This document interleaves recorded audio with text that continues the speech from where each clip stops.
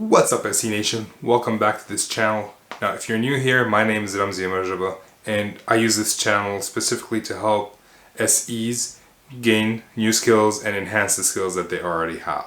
We always talk about the discovery as sales engineers. However, it seems that many sales engineers are not allowed to be involved in that process, or are not invited to be involved, or they're just simply not involved in that process.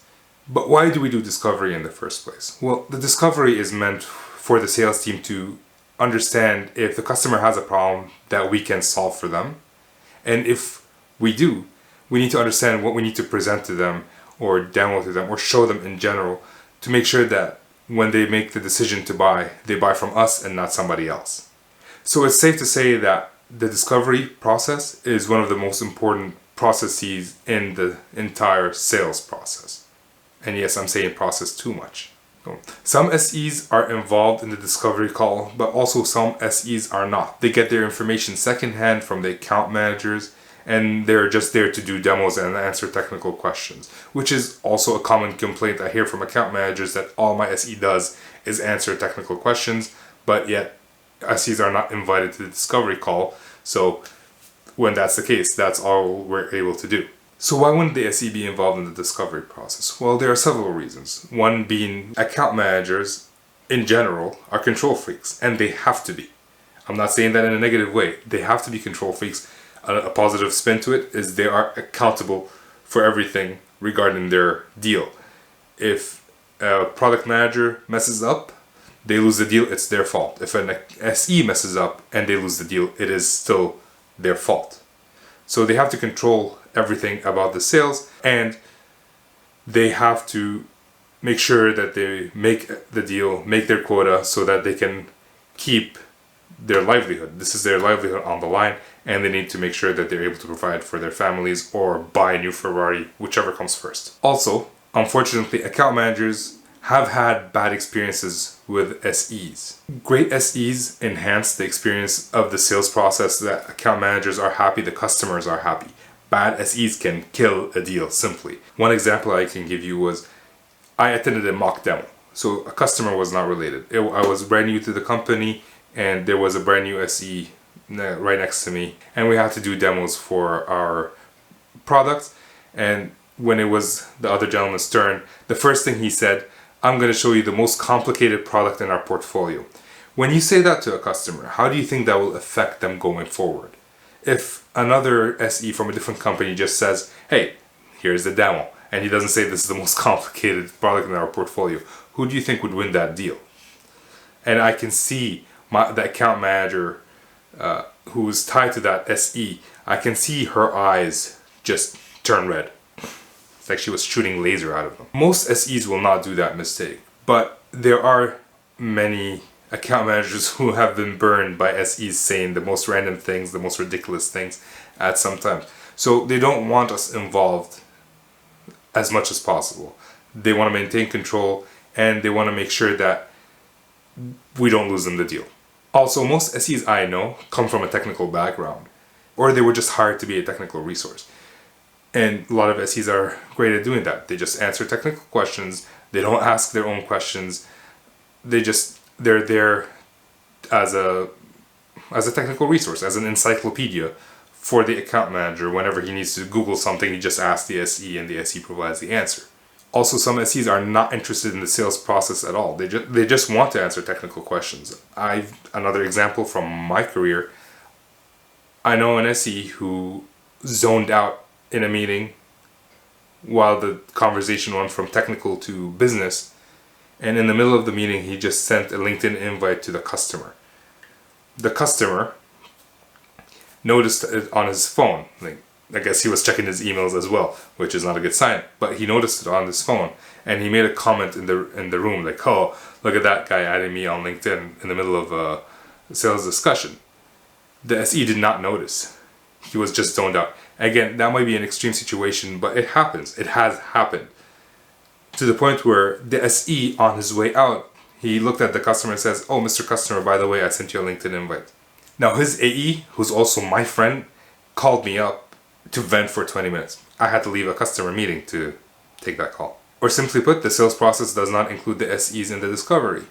It's a company that just has their account managers do the discovery and relay the information to the sales engineering team. Now, these are all reasons why the account manager might not want the SE in the discovery call with them talking to their customers. But what do we as SEs bring to the table? Why should they want us in the discovery call? Well, the simplest reason is that SEs bring credibility. Being a technical person who are not salespeople brings credibility, or at least enhances the credibility. For some reason, account managers have a bad rep. Like the customers view them as just people trying to sell them anything. They would sell me their grandmother if I would pay for it. You hear that terminology a lot. They don't think of SEs that way. They think of us as trusted advisors, people who know what they're talking about. Now, whether that's true or not is a different story. But SEs are viewed as trusted advisors. At least they are able to build up to being trusted advisors. SEs also bring technical knowledge and also historical knowledge. They know how other customers are implementing that product to get the best out of it. And they can share that information, they can share that story, as long as it's not competitive or provides too much information which the other company might not want. We are able to provide insight that they otherwise might not have. And we can provide it with a bit more nuance and technology focus than an account manager. Also, sales engineers are able to ask better technology-oriented discovery questions.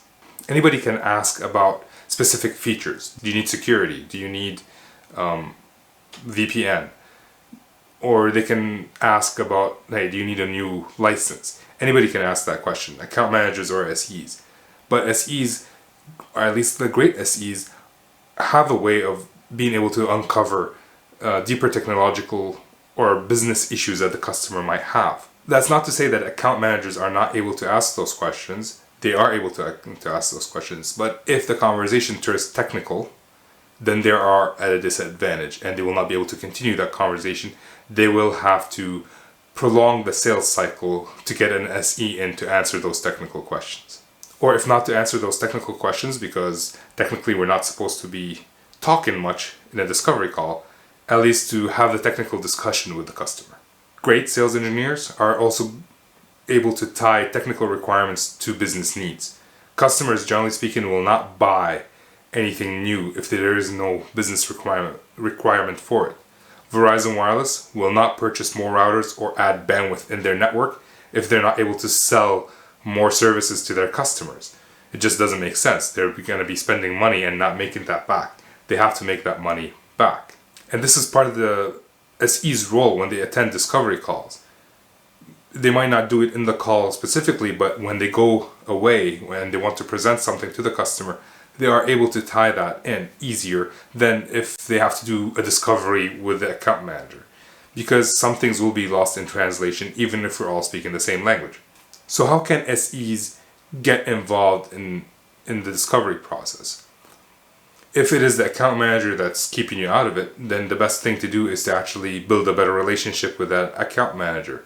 Become friendly with them or have chats with them, talk about the discovery process, figure out what their style is, just so that the next time you are in a meeting with them, you're able to be on the same page, which then they'll feel more comfortable inviting you to other meetings with customers. Also, if you're just being invited these days to do the demos, then take a few minutes at the start of the demo just to have a chat with the customer, confirm that the information that you received from the account manager were correct, ask them to state it in their own words, just so you can figure out if the information you received is correct or not. Also, you can figure out if the focus of the demo should shift from one part to another part, both of which you have prepared. And you can do that, and you can let the account manager know ahead of time, like, hey, I'm going to spend 5 minutes just talking to these folks before I present anything, just to show them that I'm interested in learning what they have to say before I start going through my spiel. Finally, make sure you don't screw up when you attend these meetings. Don't zone out and send LinkedIn messages in the middle of the meeting. Don't start playing Minesweeper, whatever it is. Don't do it. Be there, be present, be attentive, and care about everything that customer has to say. And don't say anything that the salesperson will have to overcome. Be on the same team, don't work against each other. Be on the same page as much as you can. Defer to him to answer the difficult questions that's money related or non-technical questions. Slowly but surely you will build trust, he or she will trust you more, and they will start inviting you to more meetings. My colleague Benny, who does the podcast with me, and if you're not aware that we have a podcast called We the Sales Engineers. It's out every Monday.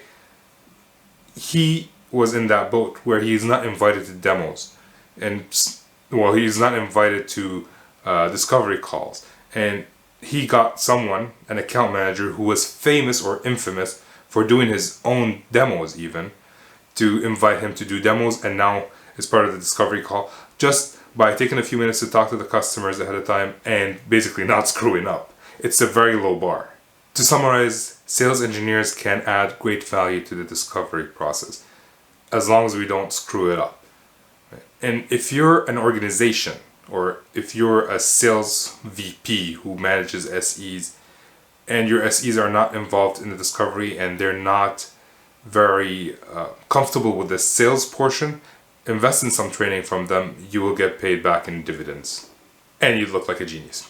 If you like this content, make sure you like, subscribe, hit the notification bell. And if you think that this information is useful to anybody else, make sure that they know about it. And I will see you guys next time. Peace.